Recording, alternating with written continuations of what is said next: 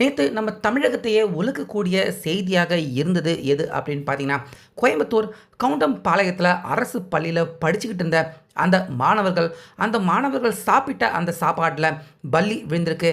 இதனால அந்த உணவ சாப்பிட்ட கிட்டத்தட்ட 44 மாணவர்கள் வாந்தி, மயக்கம், உடல் கோளாறு ஏற்பட்டு அவசர அவசரமா கவுண்டம்பாளையத்தில இருக்கிற அந்த அரசு மருத்துவமனையில அனுமதிக்கப்பட்டிருக்காங்க. ஸோ அனுமதிக்கப்பட்டதுக்கு அப்புறமா தீவிர சிகிச்சை குடுத்துருக்காங்க.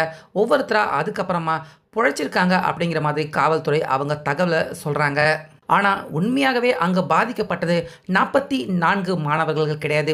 கிட்டத்தட்ட 250க்கும் அதிகமான மாணவர்கள் அந்த பல்லி விழுந்த சாப்பாட்ட சாப்பிட்டு பாதிக்கப்பட்டிருப்பாங்களோ அப்படிங்கிற சந்தேகம் தற்போது திமுக அதேபோல தமிழக அரசு அவங்க குடுக்கக்கூடிய அந்த டேட்டாவ எடுத்து பார்க்குறப்ப, கிட்டத்தட்ட 250 மாணவர்கள் இதில பாதிக்கப்பட்டிருப்பாங்களோ அப்படிங்கிற சந்தேகம் இந்த விஷயத்த முழுசா பார்க்குறப்ப நம்ம எல்லாருக்குமே தோணுது. ஸோ அப்படி உண்மையாகவே கோயம்புத்தூர் கவுண்டம்பாளையம்ல என்னதான் நேத்து நடந்துச்சு? உண்மையாகவே இதில 44 மாணவர்கள் தான் பாதிக்கப்பட்டாங்களா? இல்ல 200க்கும் அதிகமான மாணவர்கள் பாதிக்கப்பட்டாங்களா? அப்படிங்கிற முழு விவரம் எல்லாத்தையுமே இப்போ பார்க்கலாம். ஸோ அதனால வீடியோவ ஸ்கிப் பண்ணாமலேயே பாருங்க. அதாவது வழக்கம் போல பார்த்தீங்கன்னா, கோயம்புத்தூர் கவுண்டம்பாளையத்தில அங்க இருக்கிற அரசு பள்ளியில படிக்கக்கூடிய மாணவர்களுக்கு சத்துணவு அப்படின்னு நேத்து கிட்டத்தட்ட ஒரு 50 மாணவர்களுக்கு சத்துணவு சாப்பாட ப்ரிப்பேர் பண்ணியிருக்காங்க. அந்த உணவ சாப்பிட்ட அடுத்த கொஞ்ச நேரத்திலேயே அங்க படிச்சுக்கிட்டு இருந்த மாணவர்கள், அவங்க எல்லாருமே மதிய சாப்பாடு சாப்பிட்டுருக்காங்க. அடுத்த ஒரு 2 மணி நேரத்தில சாப்பிட்ட சாப்பாட்ல பல்லி விழுந்திருக்கு அப்படிங்கிற மாதிரி அரசு தரப்பு சொல்றாங்க. அதனால அந்த சாப்பாடு வயித்துக்குள்ள போய் அவங்களுக்கு வாந்தி, மயக்கம், உடல் உபாதை எல்லாமே ஏற்பட்டு அவசர அவசரமா கிட்டத்தட்ட 44 மாணவர்கள், மாணவிகள கவுண்டம்பாளையம் அரசு மருத்துவமனையில அனுமதிச்சிருக்கோம். இப்ப அவங்க எல்லாருமே உடல் தேறிட்டாங்க, நல்லா இருக்காங்க. சாப்பாட்ல பல்லி விழுந்ததால எதிர்பாராத விதமா இது நடந்துருச்சு. ஆனா அவங்க எல்லாருமே பத்திரமா இருக்காங்க. முக்கியமா அவங்க சாப்பிட்டுக்கிட்டு இருந்த அந்த சாப்பாடு அவங்களுக்கு மயக்கம், வாந்தி எல்லாமே வந்ததால உடனடியாக இன்னும் அந்த சாப்பாடு மத்தவங்க யாருமே சாப்பிடாம தடுக்கப்பட்டிருக்கு அப்படின்னு பார்த்தீங்கன்னா, அரசு தரப்பு அவங்க கிட்ட அவங்க சொல்லக்கூடிய தகவல்களாக இருக்கு. ஸோ இந்த இடத்துல தான் பார்த்தீங்கன்னா, உண்மையாகவே 44 மாணவர்கள் தான் பாதிக்கப்பட்டாங்களா? இல்ல 200க்கும் அதிகமான மாணவர்கள் பாதிக்கப்பட்டாங்களா? அப்படின்னு இந்த விஷயத்த முழுசா பார்க்குறப்ப நம்ம எல்லாராலையுமே தெரிஞ்சுக்க முடியுது.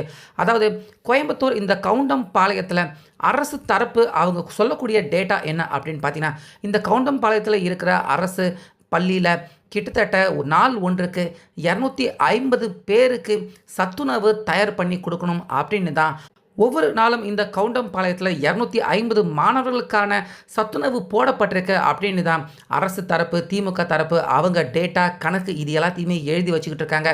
அதாவது ஒவ்வொரு நாளும் இந்த பள்ளியில படிக்கக்கூடிய மாணவர்களுக்கு கிட்டத்தட்ட 250 பேருக்கு சத்துணவு போடப்பட்டிருக்கு அப்படின்னு கணக்கு வழக்கு சொல்லுது.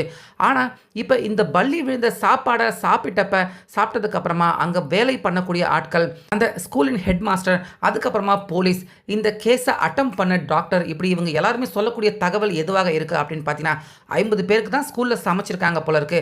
அந்த 50 பேர்ல 44 பேர் வாந்தி, மயக்கம் எல்லாமே ஏற்பட்டு அவங்கள கொண்டாந்து இப்ப அனுமதிச்சிருக்காங்க.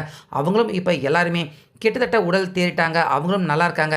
இன்னும் 2, 3 நாட்கள்ல கம்ப்ளீட்டா க்யூர் ஆயிடுவாங்க. யாருக்கும் எந்த பிரச்சனை இருக்காது அப்படின்னு காவல்துறை, அதேபோல அரசு துறை, முக்கியமா பள்ளி நிர்வாகம் இவங்க எல்லாருமே சொல்லக்கூடிய தகவல்களாக இருக்கு.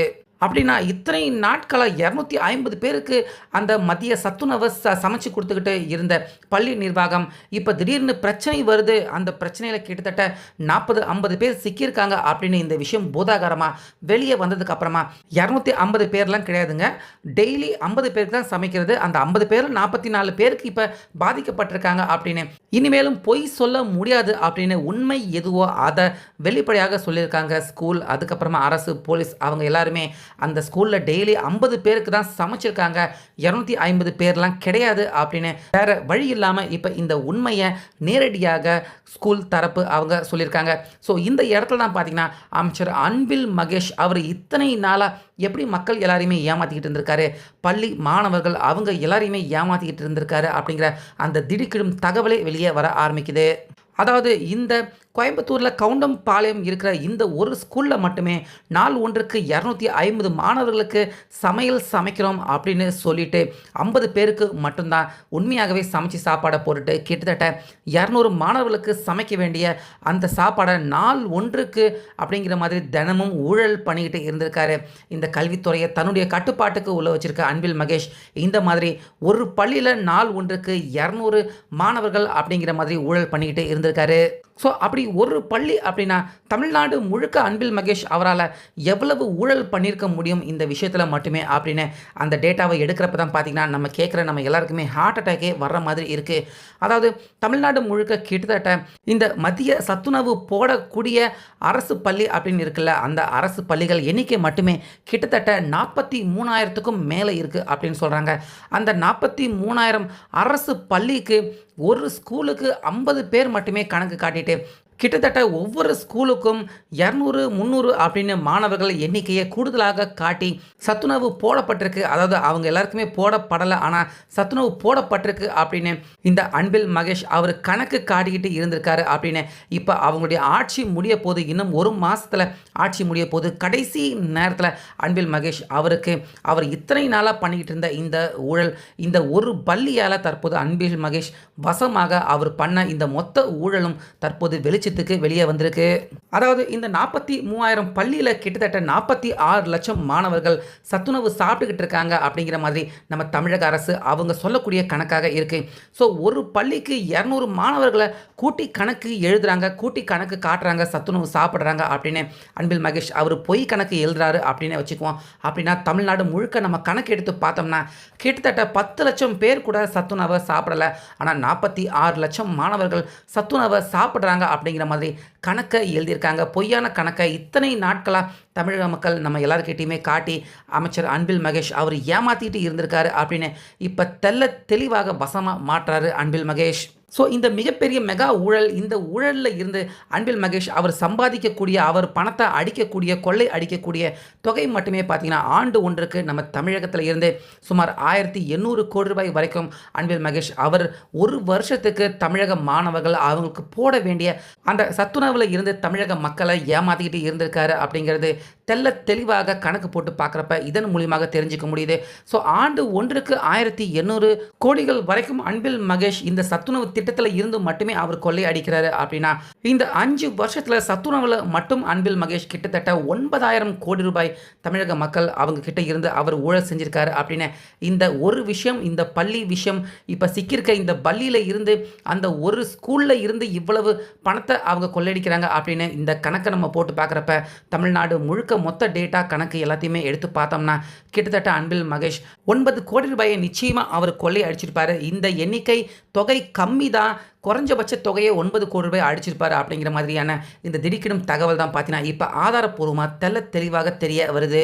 ஆனால் அன்பில் மகேஷ் அதே போல் திமுகவர்கள் அவங்க எல்லாருமே என்ன சொல்கிறாங்க அப்படின்னா அங்கே பாதிக்கப்பட்ட மாணவர்கள் எல்லாருமே குணமாயிட்டாங்க, அவங்க வீட்டுக்கு போக ஆரம்பிச்சிட்டாங்க, யாருக்கும் எந்த பாதிப்பும் இல்லை அப்படின்னு அடுக்கடுக்காக அந்த மாணவர்களுக்கு என்ன நிலைமை என்ன ஆச்சு அப்படின்னு மீடியா யாருமே அவங்க கிட்ட போகாமல் இந்த விஷயத்தை அப்படியே கப்பு சிப்புன்னு மூடி மறைச்சி வெளியே வர விடாமல் தான் பார்த்தீங்கன்னா தடுக்கிற வேலையில் தான் திமுகவர்கள் அவங்க தீவிரமாக இருக்காங்க. ஸோ இந்த மாதிரியான சோஷியல் மீடியா யூடியூபர்கள் பேசுகிறதன் மூலியமாக தான் பார்த்தீங்கன்னா இந்த விஷயமே தற்போது வெளியே வர ஆரம்பிக்குது. ஸோ ஆட்சி முடியறதுக்கு முன்னாடி அன்பில் மகேஷ் அவருடைய இந்த மிகப்பெரிய மெகா ஊழல் தற்போது வெளியே தெரிய வர ஆரம்பிச்சிருக்கிறது. நிச்சயமாக ஆட்சி முடிஞ்சதுக்கு அப்புறமா அன்பில் மகேஷ் கண்டிப்பாக அவர் செஞ்சிருக்க இந்த ஊழலுக்கு பதில் சொல்லி தான் ஆகணும். இதில் அன்பில் மகேஷ் இப்போ வேணால் அவர் தப்பிச்சிடலாம், கண்டிப்பாக அவங்க ஆட்சி முடிஞ்சதுக்கு அப்புறமா அன்பில் மகேஷ் இந்த சத்துணவு திட்டத்தாலேயே கண்டிப்பாக அவர் சிறைக்கு போவார் அப்படிங்கிற மாதிரி தான் இந்த விஷயத்தை பார்க்குற அரசியல் விமர்சகர்கள் எல்லாருமே சொல்லக்கூடிய விஷயமாக இருக்கு. ஸோ நீங்கள் குழந்தைகள் சத்துணவு போடுற விஷயத்தில் இந்த 5 வருடமாக அன்பில் மகேஷ் இந்த மாதிரி அவர் செஞ்சிருக்க ஊழலை பற்றி உங்கள் கருத்து என்ன அப்படிங்கிறத கமெண்ட்டில் சொல்லுங்கள்.